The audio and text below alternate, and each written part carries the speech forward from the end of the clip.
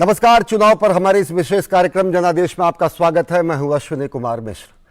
हिमाचल प्रदेश विधानसभा की कुल 68 सीटों के लिए चुनाव की रणभेरी बज चुकी है। राज्य में नामांकन समाप्त हो चुका है। कुल 630 प्रत्याशियों ने नामांकन दाखिल किया है, लेकिन टिकट नहीं मिलने से नाराज दावेदार विपक्षी कांग्रेस के साथ सत्ताधारी भाजपा के लिए भी सरदर्द बने हुए हैं। फिलहाल नामांकन वापस लेने तक इन सभी को मान मनोबल की पूरी कोशिश चल रही है और बागियों को मनाने की प्रक्रिया पूरे जोर शोर से चल रही है। आज के जनादेश में देखेंगे कि कैसे बागियों का जो मैनेजमेंट है वो राजनीतिक दल कर रहे हैं और कैसे इनसे निपट रही हैं पार्टियां। जनादेश में देखेंगे शिमला शहर का एक चाय वाला प्रत्याशी कैसे बटोर रहा है सुर्खियां। वैसे तो प्रदेश का इतिहास रहा है कि हर 5 साल में सरकार बदल जाती है, लेकिन क्या इस बार ये इतिहास बदलेगा? प्रदेश में तीसरे विकल्प का इतिहास कभी उत्साहवर्धक नहीं रहा। हालांकि सन 1998 में तीसरे विकल्प के रूप में सुखराम के नेतृत्व में हिमाचल विकास कांग्रेस ने 5 सीटें जीतने में सफलता पाई थी, लेकिन न तो इसके पहले और फिर न ही इसके बाद कभी तीसरे विकल्प की सुगबुगाहट प्रदेश में सुनी गई। ऐसे में क्या है आम आदमी पार्टी का राज्य में चुनावी भविष्य, इसको भी हम टटोलने की कोशिश करेंगे। साथ ही राज्य के चुनावी हलचल पर बात करेंगे शिमला में मौजूद अपनी संवाददाता नंदिनी मित्तल से। लेकिन सबसे पहले बात करते हैं चुनावी खम ठोक रहे प्रत्याशियों के नामांकन की। हिमाचल प्रदेश में विधानसभा चुनाव के लिए नामांकन पत्र भरने के आखिरी दिन मंगलवार को 376 उम्मीदवारों ने पर्चे भरे। आखिरी दिन प्रदेश के मंडी निर्वाचन क्षेत्र से सबसे अधिक 81 और कांगड़ा निर्वाचन क्षेत्र से 72 नामांकन पत्र दाखिल किए गए। प्रदेश की 68 सदस्यीय विधानसभा के लिए पर्चा दाखिल करने के अंतिम दिन कुल 630 उम्मीदवारों ने नामांकन पत्र भरे। नामांकन पत्रों की जांच कल की जाएगी, जबकि 29 अक्टूबर तक नाम वापस लिए जा सकेंगे। नाम वापस लेने के बाद उम्मीदवारों की संख्या फिलहाल कम हो सकती है, क्योंकि कई उम्मीदवारों ने पार्टी के आधिकारिक उम्मीदवारों के कवरिंग उम्मीदवार के रूप में भी पर्चे भरे हैं। राज्य में 17 अक्टूबर से नामांकन प्रक्रिया शुरू हुई थी और पहले दिन कोई भी नामांकन नहीं हुआ था। 18 अक्टूबर को 2 उम्मीदवारों ने नामांकन पत्र दाखिल किया था। इसके बाद नामांकन प्रक्रिया में तेजी देखने को मिली। 19 अक्टूबर को 9 उम्मीदवार और 20 अक्टूबर को 38 उम्मीदवारों ने पर्चे दाखिल किए। आखिरी दिन सबसे अधिक 21 अक्टूबर को सर्वाधिक 206 उम्मीदवारों ने पर्चे भरे। 22, 23 और 24 अक्टूबर को अवकाश की वजह से नामांकन नहीं भरे गए। हिमाचल प्रदेश में विधानसभा के नए सदस्य चुनने के लिए 12 नवंबर को वोट डाले जाएंगे।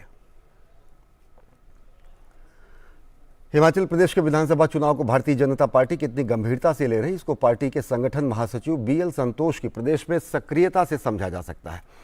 मंगलवार को बीएल संतोष ने पार्टी कार्यालय में चुनाव प्रबंधन के लिए बनाई गई कमेटियों के साथ बैठक की और रिपोर्ट ली। चुनाव के लिए क्या काम किया जा रहा है और किस तरह आगे बढ़ा जा रहा है, सकारात्मक परिणाम कैसे आएंगे, इसको लेकर सभी कमेटियों के पदाधिकारियों से चर्चा की गई और एकजुट होकर बेहतर करने का निर्देश भी दिया गया। हिमाचल में भाजपा के बड़े नेताओं से लेकर बूथ स्तर तक के कार्यकर्ता किस तरह काम कर रहे हैं, इसकी पूरी रिपोर्ट केंद्रीय नेतृत्व को भेजी जा रही है। पार्टी के शीर्ष नेता खुद कार्यालय में बैठकर हर छोटी से छोटी चीज़ और कमेटी के कार्यों को लेकर निर्धारित लक्ष्य पर चर्चा कर रहे हैं। लक्ष्य प्राप्त करने के लिए कमेटी सदस्यों को दूसरे राज्यों के अनुभव के आधार पर टिप्स भी दिए जा रहे हैं। भाजपा के चुनाव प्रबंधन के लिए 16 कमेटियों का गठन किया गया है। इनमें रैली प्रबंधन, चुनाव सामग्री वितरण से लेकर बाहर से आए नेताओं को ठहरने का इंतजाम और अनेक कार्यक्रम तय करने के लिए कमेटियां गठित की गई हैं। चुनाव के लिए बूथ स्तर की रिपोर्ट तलब की जा रही है। पार्टी के राष्ट्रीय संगठन महामंत्री बीएल संतोष असंतुष्ट नेताओं को मनाने में अहम भूमिका दिखा रहे हैं। देश भर में इस काम के लिए उन्हें भाजपा का विशेषज्ञ भी माना जाता है। हालांकि पार्टी के राष्ट्रीय अध्यक्ष जेपी नड्डा भी प्रदेश में मोर्चा संभाल रखे हैं, लेकिन अब तक नड्डा बिलासपुर जिले में अधिक सक्रिय हैं। असंतुष्ट नेताओं को मनाने के लिए कई बैठकें भी की जा चुकी हैं। अब नामांकन भरने की प्रक्रिया पूरी होने के बाद नाम वापस लिए जाने के लिए 4 दिन का समय है। इस दौरान असंतुष्ट नेताओं को बैठाने के लिए दोनों ही राजनीतिक दलों के पास अंतिम समय है। इसके लिए केंद्रीय नेतृत्व भी सक्रिय है। भाजपा की चुनौती है 18 नेताओं को मनाकर प्रत्याशियों को मजबूत करना है। असंतुष्ट नेताओं को मनाने के लिए भाजपा के राष्ट्रीय अध्यक्ष जेपी नड्डा से लेकर मुख्यमंत्री जयराम ठाकुर मैदान में डटे हुए हैं।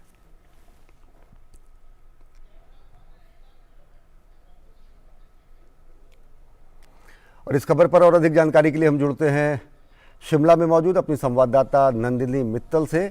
नंदिनी, आपसे जानना चाहेंगे कि जिस तरीके से अगर देखें तो भारतीय चुनाव प्रक्रिया में बागी और दागी ये हर बार कहीं ना कहीं पूरा खेल बिगाड़ते हैं राजनीतिक दलों का, और ऐसे राजनीतिक दल जो सत्तारूढ़ होते हैं, राजनीतिक या राज्य के परिदृश्य पर होते हैं। बागियों ने बड़ी दिक्कत पैदा कर रखी है दोनों राजनीतिक दलों के लिए, जो प्रमुख राजनीतिक दल हैं।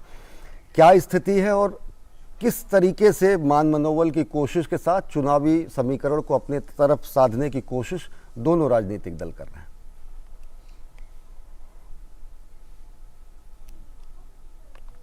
बिल्कुल आपने सही कहा कि कहीं ना कहीं बागी पूरी इस राजनीति में, विधानसभा चुनाव में खेल जरूर पार्टियों का बिगाड़ रहे हैं। अगर बात करें भारतीय जनता पार्टी की तो बहुत सारी सीटों पर, लगभग 15 से 18 सीटों पर बागी उम्मीदवार चुनाव मैदान में उतरे हुए हैं। कांग्रेस की भी हालत अच्छी नहीं है। युवा कांग्रेस जो है वो कांग्रेस से नाराज चल रही है। युवा कांग्रेस ने धमकी दी है कि वे चुनाव प्रचार में नहीं उतरेगी। ऐसे में कांग्रेस की मुश्किलें भी बढ़ी हुई हैं। लेकिन आपने सही कहा कि चाहे वो बीएल संतोष हों या जगत प्रकाश नड्डा हों या अनुराग ठाकुर हों, वे रूठों को मनाने की कोशिश कर रहे हैं और कहीं हद तक वो मनाने में कुछ सीटों पर कामयाब भी हुए हैं। लेकिन फिर भी कुछ सीटें ऐसी हैं जहां पर बागी फिलहाल चुनाव मैदान में हैं। चाहे हम किन्नौर की बात करें, बिलासपुर सदर जो जेपी नड्डा का अपना गृह क्षेत्र है उसकी बात करें, या फिर हम कुल्लू की बात करें, इसमें पार्टी जो है भारतीय जनता पार्टी सभी तरह का साम दाम दंड भेद सब तरीकों का इस्तेमाल कर रही है। हम कुल्लू की अगर बात करें तो लास्ट मिनट में महेश्वर सिंह की टिकट काट दी जाती है क्योंकि उनका बेटा दूसरी सीट से चुनाव मैदान में होता है। उसे मनाने की कोशिश की जाती है लेकिन वह नहीं मानता है। इसका खामियाजा महेश्वर सिंह को भरना पड़ता है, टिकट काट दी जाती है। यानी भारतीय जनता पार्टी कहीं ना कहीं ये संदेश देना चाहती है कि अगर आप बात नहीं मानेंगे तो आपके खिलाफ कड़ी अनुशासनात्मक कार्रवाई भी की जा सकती है। लेकिन अगर कांग्रेस की बात करें तो कांग्रेस ने, जैसा मैंने कल भी कहा, कि पुराने चेहरों पर दाव खेला है। लेकिन कुलदीप कुमार की बात करें, कल राकेश कालिया भारतीय जनता पार्टी में शामिल हो गए, मेजर विजय सिंह मनकोटिया की बात करें तो कांग्रेस की स्थिति भी फिलहाल बहुत अच्छी नहीं है। रूठों को मनाने की कवायद चल रही है, वो किस हद तक कामयाब होती है ये देखने की बात है। जी, हम आपसे चर्चा जारी रखेंगे और पड़ताल करेंगे अन्य खबरों पर। आप हमारे साथ जुड़ी रहिए और हम रुख करते हैं अपनी अगली खबर की तरफ। शिमला शहरी विधानसभा सीट पर इस बार भाजपा ने चाय वाले पर दांव खेला है। पार्टी ने इस सीट पर पूर्व पार्षद संजय सूद को अपना प्रत्याशी बनाया है। संजय सूद वर्तमान में प्रदेश भाजपा में कोषाध्यक्ष हैं। संजय सूद को राज्य के वर्तमान शहरी विकास मंत्री सुरेश भारद्वाज की जगह यहां से टिकट दिया गया है। सुरेश भारद्वाज लगातार 3 बार शिमला शहर से कांग्रेस को पटखनी दे चुके हैं। मंत्री सुरेश भारद्वाज की शिमला शहरी सीट बदलकर पार्टी ने उन्हें कसुम्पटी हलके से उम्मीदवार बनाया है। संजय सूद की शिमला के ओल्ड बस स्टैंड में चाय की दुकान है। संजय सूद 1991 से टी शॉप चला रहे हैं, चाय की दुकान चला रहे हैं और इससे पहले वे बस स्टैंड पर न्यूज़पेपर बेचते थे। हालांकि चुनावी हलफनामे के अनुसार आज वो करोड़पति हैं। अपनी संपत्ति के बारे में संजय सूद बताते हैं कि उन्होंने समय से काफ़ी पहले और काफ़ी बचत भी की। उन्होंने कहा कि जब मैं प्रॉपर्टी मैंने खरीदी तब उसकी इतनी कीमत नहीं थी। वो बताते हैं कि हर रोज़ पोस्टल सेविंग में 100 रुपये जमा करता था। जैसा कि कहावत है कि लोग आपके संघर्ष को नहीं बल्कि आपकी सफलता को देखते हैं। कांग्रेस ने इस सीट से हरीश जनार्था को उम्मीदवार बनाया है, जिनकी संपत्ति संजय सूद से 2 गुनी है। और शिमला के इस चर्चित चाय वाले और भाजपा के कोषाध्यक्ष संजय सूद से उनकी चुनावी संभावनाओं पर बात की हमारी संवाददाता नंदिनी मित्तल ने। एक चाय वाला है जो देश का प्रतिनिधित्व कर रहे हैं, यानी प्रधानमंत्री नरेंद्र मोदी, और एक चाय वाला हमारे शिमला में भी हैं जिन्हें भाजपा ने पार्टी टिकट दिया है। ये हैं संजय सूद जी, जो इस बार भाजपा की टिकट से चुनाव लड़ रहे हैं। संजय जी, आप पिछले 3 दशक से राजनीति में हैं, पार्षद के तौर पर आपने काम किया है। इस बार अगर आप विधायक बनते हैं तो क्या शिमला के लिए करेंगे? देखिए, पहले तो मैं अपनी पार्टी का धन्यवाद करना चाहूंगा जिसने इतने छोटे से कार्यकर्ता को जो है शिमला शहरी से प्रत्याशी बनाकर इतना सम्मान दिया है। जहां तक शिमला के लिए मैं क्या करना चाहूंगा, मैं शिमला शहर का निवासी हूं। मैं शिमला की सभी समस्याओं से भलीभांति एक्सपीरियंस्ड हूं। और एज ए काउंसलर मैंने जो है शिमला में बहुत काम किया है। जहां जहां जिस चीज की जरूरत थी उस पर काम किया है। मैंने कभी भी ना एज ए काउंसलर पहले कोई एजेंडा तय किया था, ना मैं आज कर रहा हूं। मेरा मानना है कि जो शहर की जनता की डिमांड्स हैं वही मुद्दे रहने चाहिए, चाहे वो सड़क से रिलेटेड हो, चाहे वो पानी से रिलेटेड हो, सफाई से रिलेटेड हो, और चाहे पार्किंग का मुद्दा है। उसके अलावा भी बहुत छोटे से काम होते हैं जो जनता के होते हैं और आमतौर पर नहीं हो पाते। मेरा यही कहना है कि मैं हर काम के लिए जनता के साथ अवेलेबल हूँ। सूद साहब, आपको टिकट देने के लिए भारतीय जनता पार्टी ने एक मंत्री की सीट बदल दी है। क्या कहेंगे, आपकी मेहनत है या फिर पार्टी का आप पर विश्वास? देखिए, ये निश्चित तौर पर पार्टी का मुझ पर विश्वास है। पार्टी जो भी निर्णय लेती है बहुत सोच समझकर अलग अलग स्थानों पर इस पे चर्चा होती है और उसके बाद जो है मंथन के बाद ऐसा डिसीजन होता है। ये पार्टी का निर्णय है और पार्टी का निर्णय भारतीय जनता पार्टी का जो भी कार्यकर्ता है वो स्वीकार करता है। माननीय भारद्वाज जी जो है हमारे वरिष्ठ नेता हैं। पार्टी को शिमला जिला के जो संगठनात्मक जिला है उसकी 3 सीटें जीतनी है, इसलिए उन्होंने निर्णय लिया कि मंत्री जी कुसुम्पटी से, मैं शिमला से और ग्रामीण से हमारे जो जिलाध्यक्ष हैं वो लड़े और हम 3 सीटें जीत कर आएंगे। शिमला एक स्मार्ट सिटी है, क्या आप मानते हैं कि स्मार्ट सिटी है? देखिए, बिल्कुल स्मार्ट सिटी की ओर अग्रसर है। पिछले 5 साल के समय में माननीय मंत्री जी ने और मुख्यमंत्री जी ने शहर में बहुत काम करवाए हैं। आपने देखा होगा रोड वाइडनिंग हुई है या फिर ओवर ब्रिज बने हैं, तो ये सब उसी का एक हिस्सा है। मगर ये चलती प्रक्रिया है, अभी और आगे इसकी जरूरत है और वो काम हम करेंगे। शिमला में पार्किंग की बहुत बड़ी समस्या है, पर्यटन सिटी है, बहुत कोशिश के बावजूद जो पार्किंग की समस्या को दूर नहीं किया जा सका है। देखिए, जहां जहां पॉसिबिलिटीज हुई है वो हमारी गवर्नमेंट ने, जब भी चाहे वो धूमल जी के टाइम में रही, चाहे अभी जयराम जी के टाइम में, जहां जहां पॉसिबिलिटीज थी वहां पार्किंग बनाने का काम किया गया है और उससे थोड़ी समस्या तो कम हुई है।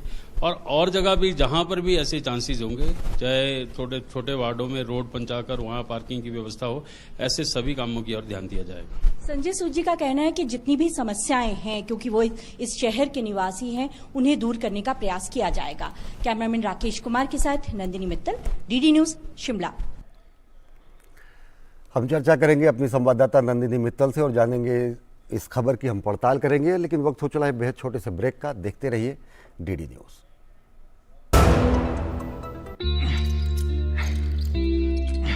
Got it. सोचिए, अगर असल जिंदगी में ऐसी हालत हो तो कितनी मुश्किलें होती हैं, लेकिन शुक्र है बैंकिंग के लिए नहीं। अगर आपकी उम्र 70 साल से अधिक हो, क्या आप दिव्यांग हो, तो बैंक आपको कुछ जरूरी बैंकिंग सुविधाएं घर बैठे बैठे दे सकता है। आरबीआई कहता है, जानकार बनिए, सतर्क रहिए।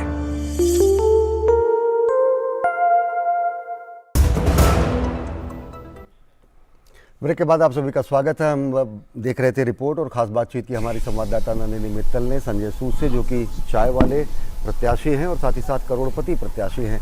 नंदिनी, आपसे जानना चाहेंगे, जिस तरीके से चाय वाला प्रत्याशी होने के बाद भी संपत्ति के आंकड़े करोड़ों में, खैर कांग्रेस के प्रत्याशी 2 गुने ज़्यादा संपत्तिवान, कितना जनता में ये जाके मैसेज जाता है, संदेश जाता है कि एक आम आदमी को आज राजनीति की मुख्य धारा में शामिल किया जा रहा है, तब जबकि वंशवाद के आरोप अन्य राजनीतिक दलों पर लगते रहे हैं और पीढ़ी दर पीढ़ी लोगों को अपनी राजनीतिक सत्ता के हस्तांतरण करने की कोशिश भी देखी जाती रही है।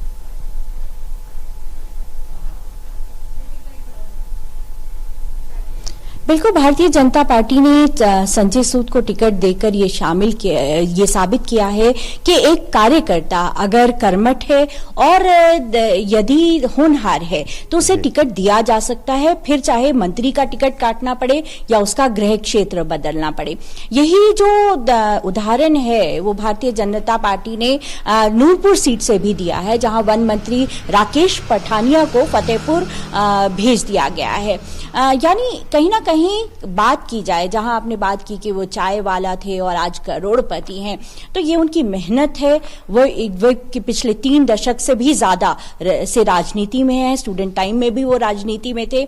उन्होंने पार्टी में जो पोजीशन हासिल की है, जो ओहदा हासिल किया है, वो उनकी मेहनत का ओहदा है। वे अपने सौम्य स्वभाव के लिए जाने जाते हैं, पार्षद रहे हैं और बहुत ही लोगों को एक्सेसिबल हैं, एक आम आदमी है जिसके पास लोग समझ समस्या लेके जा सकते हैं और उसका समाधान भी हो सकता है। और जैसा उन्होंने खुद कहा कि मैं एक आम आदमी हूं, शिमला का निवासी हूं, यहाँ की समस्याएं जानता हूं और इन समस्याओं को मैं दूर करने का प्रयास करूंगा।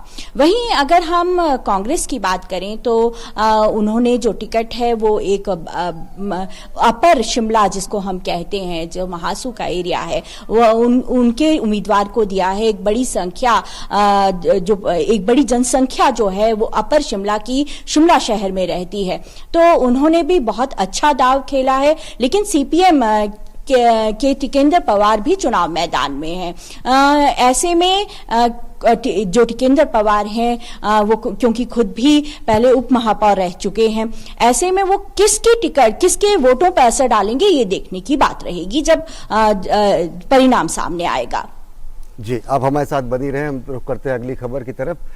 हिमाचल प्रदेश के सभी 68 सीटों पर कांग्रेस ने अपने प्रत्याशी उतार दिए हैं, लेकिन नेताओं के बीच घमासान थमने का नाम नहीं ले रहा। भितरघाती और बागी नेताओं ने कांग्रेस की मुश्किलें बढ़ा दी हैं। कांग्रेस सूत्रों के अनुसार पार्टी प्रदेश अध्यक्ष प्रतिभा सिंह और प्रचार समिति के अध्यक्ष सुखविंदर सिंह सुक्खू ने नाराज नेताओं को मनाने के लिए मोर्चा संभाल लिया है। रूठों को मनाने के लिए फोन कॉल के साथ साथ बैठकों का सिलसिला भी शुरू हो गया है। कांग्रेस के पास भी 10 ऐसे हलके हैं जहां पर असंतुष्ट नेताओं ने चिंता बढ़ा दी है। शिमला की चौपाल सीट पर बागी हुए पूर्व विधायक डॉक्टर सुभाष मंगलेट निर्दलीय प्रत्याशी के तौर पर मैदान में उतर गए हैं। नामांकन के बाद जिस तरह का बयान मंगलेट ने दिया है उससे परेशानी और बढ़ने की आशंका है। सुभाष मंगलेट ने कहा कि सर्वे के आधार पर टिकट नहीं दिए गए हैं, केवल चहेतों को टिकट बांटे गए हैं। उन्होंने कहा कि उत्तराखंड में हुए चुनाव में भी इसी तरह के लोगों को टिकट दिया गया था। पार्टी के प्रदेश प्रभारी राजीव शुक्ला पर बड़ा हमला बोलते हुए मंगलेट ने कहा कि राजीव शुक्ला नेता नहीं है, वो बिजनेसमैन हैं और हाईकमान को गुमराह करने का काम करते हैं। शुक्ला हेलीकॉप्टर में चलते और 5 स्टार होटल में रहते हैं, उन्हें जमीनी सच्चाई की जानकारी नहीं है। मंगलेट के अलावा सिरमौर की पच्छाद विधानसभा सीट से पूर्व मंत्री गंगूराम मुसाफिर और शिमला की ठियोट सीट से पूर्व मंत्री JBL खाची के बेटे विजयपाल सिंह खाची ने आज़ाद प्रत्याशी के तौर पर नामांकन पत्र दाखिल किया है। इसके अलावा शिमला शहरी, रामपुर, झंतूड़ा, गगरेट सहित प्रदेश के अन्य कई सीटों पर पार्टी में बगावत और भितरघात की आशंका है।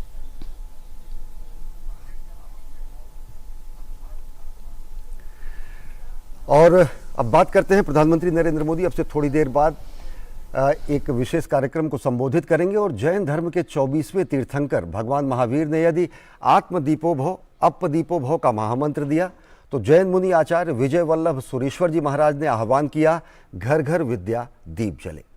जैन मुनि आचार्य श्री विजय वल्लभ सुरीश्वर जी महाराज के जन्मोत्सव के मौके पर सार्ध जन्म शताब्दी महामहोत्सव और आचार्य श्री विजय वल्लभ सुरीश्वर जी महाराज के 153वें जन्मोत्सव के मौके पर अब से थोड़ी देर में प्रधानमंत्री नरेंद्र मोदी विजय वल्लभ स्मारक जैन मंदिर तीर्थ GT करनाल रोड पर एक कार्यक्रम को संबोधित करेंगे। भगवान श्री महावीर ने अगर दुनिया को सत्य, अहिंसा, अनेकांत और अपरिग्रह जैसे सिद्धांतों का महामंत्र दिया तो वही गुरु विजय वल्लभ सुरीश्वर जी महाराज जी ने औपनिवेशिक काल में स्वतंत्रता संघर्ष के दौरान देश में आज़ादी की लड़ाई को आध्यात्मिक धार दिया और साथ ही साथ स्वातंत्र्योत्तर काल में विद्या का दीप जलाने का भी आह्वान किया, जिससे अशिक्षा जैसी कुरीतियों को दूर किया जा सके। आज विशेष कार्यक्रम को संबोधित करेंगे प्रधानमंत्री नरेंद्र मोदी। और अगर देखें तो भारत ने हमेशा पूरे विश्व को मानवता, शांति, अहिंसा और बंधुत्व का मार्ग दिखाया। ये वो संदेश है जिनकी प्रेरणा विश्व को भारत से मिली। आचार्य श्री विजय वल्लभ जी कहते थे, धर्म कोई तटबंधों में बधा हुआ सरोवर नहीं है, बल्कि एक ऐसी बहती हुई धारा है जिसको सबको समान रूप से उपलब्ध होना चाहिए। उनका ये संदेश पूरे विश्व के लिए अत्यंत प्रासंगिक है। वे एक दार्शनिक थे, समाज सुधारक थे, साथ ही साथ वे दूरदृष्टा भी थे, वे जनसेवक भी थे। वे एक समादृत जैन मुनि आचार्य थे तो आधुनिक भारत के स्वप्नद्रष्टा भी थे। आचार्य विजय वल्लभ जी कहते थे, साधु महात्माओं का कर्तव्य केवल अपनी आत्मा के कल्याण करने में ही समाप्त नहीं हो जाता है। उनका यह भी कर्तव्य है कि वो अज्ञान, कलह, बेकारी, विषमता, अंधविश्वास, आलस्य, व्यसन और अनेक बुरे रीति रिवाजों को जिससे कि समाज पीड़ित होता है, जिससे कि समाज बंधा हुआ होता है और हजारों लोग इससे पीड़ित और शापित होते हैं, उसके नाश के लिए भी प्रयास करें। यानी कि केवल आत्मकल्याण के लिए ही नहीं, समाज कल्याण के लिए उन्होंने आह्वान किया। आचार्य श्री के लिए अहिंसा और अपरिग्रह जितना महत्वपूर्ण था और जितना अकाट्य सिद्धांत था, उतना ही था उनके लिए सेवा, शिक्षा और आत्मनिर्भरता का मुद्दा। आचार्य श्री के हृदय के बेहद समीप में था दरिद्र नारायण की सेवा, जीवों का कल्याण, और हमेशा आजीवन इस काम में वो लगे रहे। गुलामी के कालखंड की तमाम चुनौतियों के बावजूद उन्होंने जगह जगह शिक्षा का प्रचार प्रसार किया। गुरुकुलों, विद्यालयों और महाविद्यालयों की उन्होंने स्थापना की। आचार्य विजय वल्लभ जी सुरीश्वरी जी महाराज जी का जीवन जीव के लिए दया, करुणा और प्रेम से ओतप्रोत था। सही मायने में अगर कहा जाए तो आचार्य श्री का जीवन भारत की भावना की सार्थक अभिव्यक्ति है, भारत और भारतीयता के मूल्यों की पहचान है। आचार्य विजय वल्लभ सुरीश्वर जी महाराज जी कहते थे, सभी प्राणियों की सेवा करना यही हर भारतवासी का धर्म है। आज उनके इसी वचन को ध्यान में रखकर केंद्र सरकार की अनेक नीतियों का निर्माण किया जा रहा है, जिससे कि दरिद्र नारायण और अंत्योदय के सिद्धांत को सार्थक किया जा सके और विकास के अंतिम पायदान पर खड़े व्यक्तित्व को लाभ पहुंचाया जा सके। साल 2020 में प्रधानमंत्री नरेंद्र मोदी ने श्री विजय वल्लभ सुरीश्वरी जी महाराज जी की 151वीं जयंती के मौके पर राजस्थान के पाली में स्टैचू ऑफ पीस का अनावरण किया था।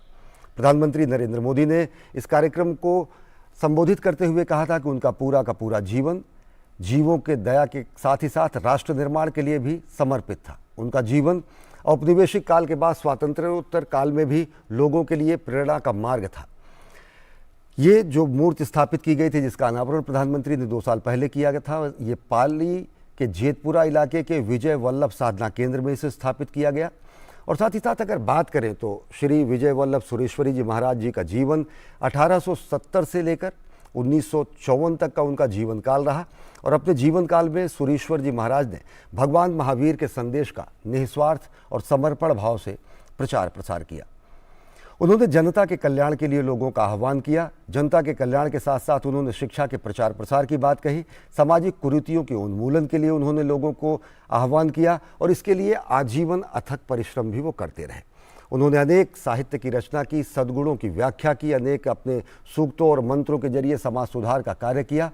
आचार्य विजय वल्लभ सुरीश्वर जी महाराज का जन्म अगर बात करें तो गुजरात के बड़ौदा में उनका जन्म हुआ था और आज़ादी की लड़ाई के दौरान वो हमेशा खादी स्वदेशी आंदोलन में उनका बड़ा सहयोग भी रहा। वे खुद श्वेतांबर जैन मुनि आचार्य परंपरा से थे और आजीवन वो खादी पहनते थे। 1947 में जब देश का विभाजन हुआ तो उस समय आचार्य जी पाकिस्तान के गुजरावाला में चतुर्मास बिता रहे थे और ये उस वक्त जब विभाजन की विभीषिका थी, उस दौरान वो गुजरावाला के पाकिस्तान के गुजरावाला में थे और उन्हें हिंदुस्तान आने के लिए तत्कालीन ब्रिटिश सरकार ने और तत्कालीन केंद्र सरकार ने विमान भेजने की जब पेशकश की तो उन्होंने कहा कि नहीं, उन्होंने इनकार कर दिया और उन्होंने साफ कहा कि जब तक भी एक जैन साहित्य, जैन मूर्ति या एक भी व्यक्ति वहाँ असुरक्षित है, तब तक वो गुजरावाला से भारत नहीं जाएंगे। ब्रिटिश सरकार ने उन्हें भारत वापस लाने के लिए विशेष विमान भी भेजा था, लेकिन साफ तरीके से उन्होंने इनकार कर दिया। सुरीश्वर जी महाराज सितंबर 1947 को पैदल चलते हुए अपने अनुयायियों के साथ भारत पहुंचे थे और उसके बाद उन्होंने आजीवन 1954 तक अपना पूरा जीवन राष्ट्र निर्माण में लगा दिया। स्वातंत्र्योत्तर काल में उन्होंने अशिक्षा की कुरीतियों को दूर करने का आह्वान किया और साथ ही साथ उन्होंने आत्मदीपोभव का जो मूल सिद्धांत है जैन धर्म का, उसको आत्मसात करते हुए विद्या के दीपक जलाकर लोगों को उनके अंदर का जो तमस है, उनके अंदर का जो अंधकार है, उनके अंदर की जो अशिक्षा है, उसको दूर करने की बात की। यानी कि सामाजिक कुरीतियों पर प्रहार और आध्यात्मिकता के साथ साथ राष्ट्र निर्माण, ऐसा समर्पित व्यक्तित्व था जैन आचार्य सुरीश्वर जी महाराज का, विजय वल्लभ सुरीश्वर जी महाराज का। और अगर जैन धर्म की बात करें तो 24 तीर्थंकर हुए, पार्श्वनाथ जी से लेकर भगवान महावीर तक 24 तीर्थंकर हुए और 24वें तीर्थंकर भगवान महावीर थे। और देखते हैं प्रधानमंत्री जी का संबोधन। मथेन वंदामि,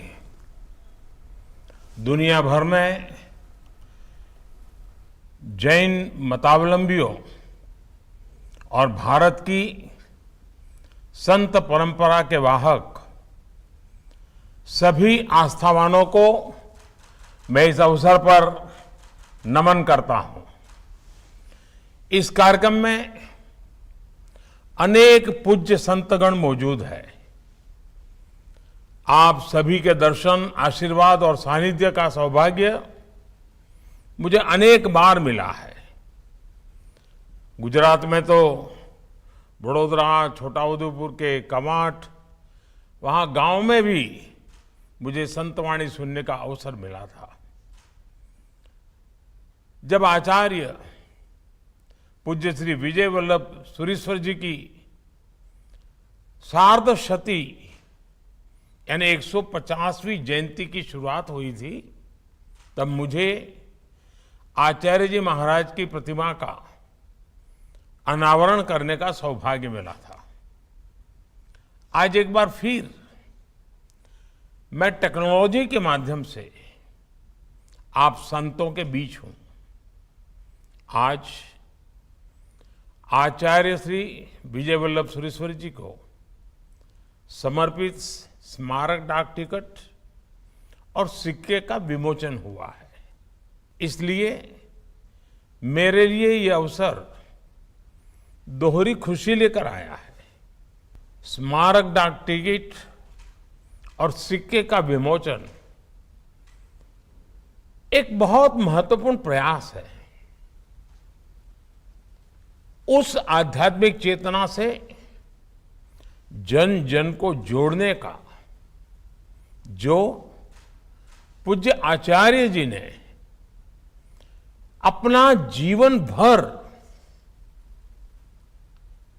कर्म के द्वारा, वाणी के द्वारा और उनके दर्शन में हमेशा प्रतिबिंबित रहा। 2 वर्ष तक चले इन समारोहों का अब समापन हो रहा है। इस दौरान आस्था, आध्यात्म, राष्ट्रभक्ति और राष्ट्र शक्ति को बढ़ाने का जो अभियान आपने चलाया वो प्रशंसनीय है। संत जन आज दुनिया युद्ध, आतंक और हिंसा के संकट को अनुभव कर रही है। इस कुचक्र से बाहर निकलने के लिए प्रेरणा और प्रोत्साहन उसके लिए दुनिया तलाश कर रही है। ऐसे में भारत की पुरातन परंपरा, भारत का दर्शन और आज के भारत का सामर्थ्य ये विश्व के लिए बड़ी उम्मीद बन रहा है।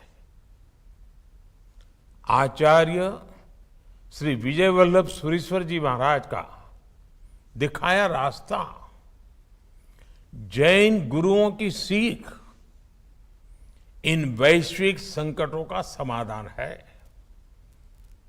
अहिंसा, अनेकांत और अपरिग्रह को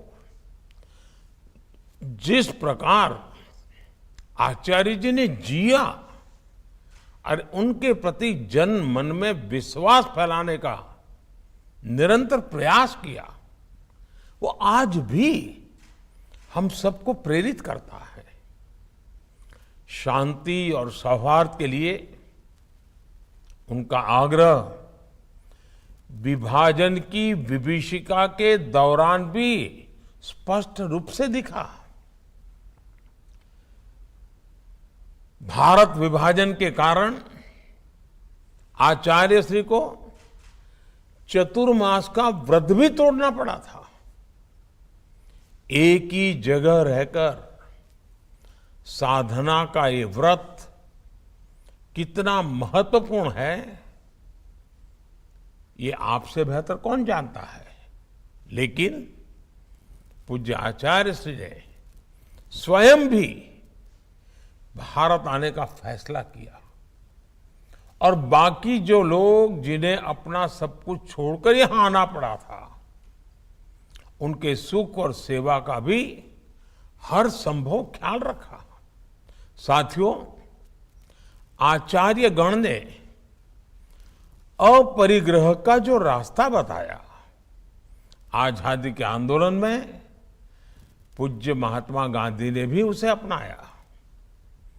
अपरिग्रह केवल त्याग नहीं है, बल्कि हर प्रकार के मोह पर नियंत्रण रखना, ये भी अपरिग्रह है।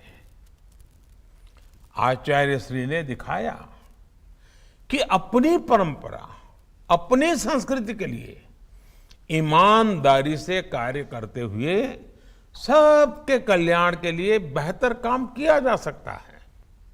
साथियों, गच्छाधिपति जैनाचार्य श्री विजय नित्यानंद सुरीश्वर जी बार बार इसका उल्लेख करते हैं कि गुजरात ने दो वल्लभ देश को दिए हैं।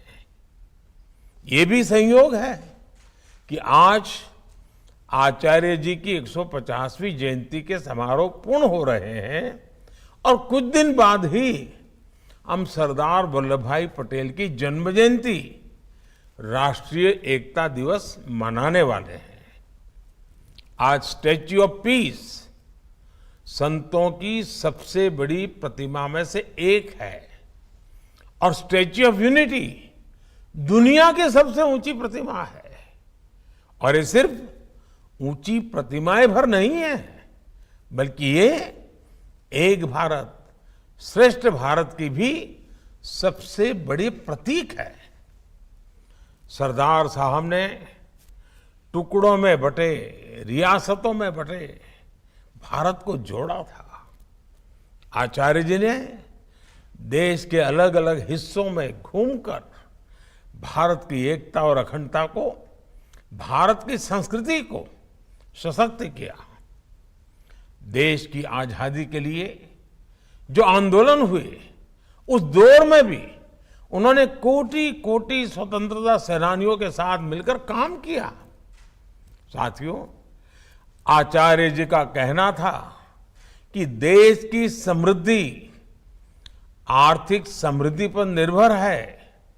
स्वदेशी अपनाकर भारत की कला, भारत की संस्कृति और भारत की सभ्यता को जीवित रख सकते हैं। उन्होंने सिखाया है कि धार्मिक परंपरा और स्वदेशी को कैसे एक साथ बढ़ावा दिया जा सकता है। उनके वस्त्र धवल हुआ करते थे, लेकिन साथ ही वे वस्त्र खादी के ही होते थे। इसे उन्होंने आजीवन अपनाया। स्वदेशी और स्वावलंबन का ऐसा संदेश आज भी आजादी के अमृत काल में भी बहुत प्रासंगिक है। आत्मनिर्भर भारत के लिए ये प्रगति का मूल मंत्र है। इसलिए स्वयं आचार्य विजय वल्लभ सुरीश्वर जी ने और उनसे लेकर के वर्तमान गच्छाधिपति आचार्य श्री नित्यानंद सुरीश्वर जी तक जो ये रास्ता सशक्त हुआ है, इसको हमें और मजबूती देनी है। पूज्य संतगण अतीत में समाज कल्याण, मानव सेवा, शिक्षा और जन चेतना की जो समृद्ध परिपाटी आपने विकसित की है, उसका निरंतर विस्तार होता रहे, ये आज देश की जरूरत है। आजादी के अमृत काल में हम विकसित भारत के निर्माण की तरफ आगे बढ़ रहे हैं। इसके लिए देश ने पंच प्राणों का संकल्प लिया है। इन पंच प्राणों की सिद्धि में आप संतगणों की भूमिका बहुत ही अग्रणी है। नागरिक कर्तव्यों को कैसे हम सशक्त करें, इसके लिए संतों का मार्गदर्शन हमेशा अहम है। इसके साथ साथ देश लोकल के लिए वोकल हो।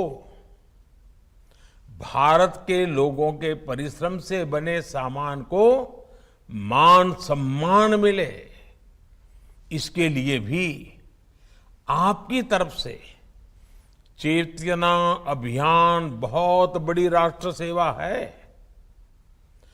आपके अधिकांश अनुयायी व्यापार कारोबार से जुड़े हैं। उनके द्वारा लिया गया ये प्रण कि वो भारत में बनी वस्तुओं का ही व्यापार करेंगे, खरीद बिक्री करेंगे, भारत में बने सामान ही उपयोग करेंगे। महाराज साहब को ये बहुत बड़ी श्रद्धांजलि होगी। सबका प्रयास सबके लिए, पूरे राष्ट्र के लिए हो, प्रगति का यही पथ प्रदर्शन आचार्य जी ने हमें दिखाया है। इसी पथ को हम प्रशस्त करते रहें। इसी कामना के साथ फिर से सभी संत गणों को मेरा प्रणाम। आप सबका बहुत बहुत धन्यवाद।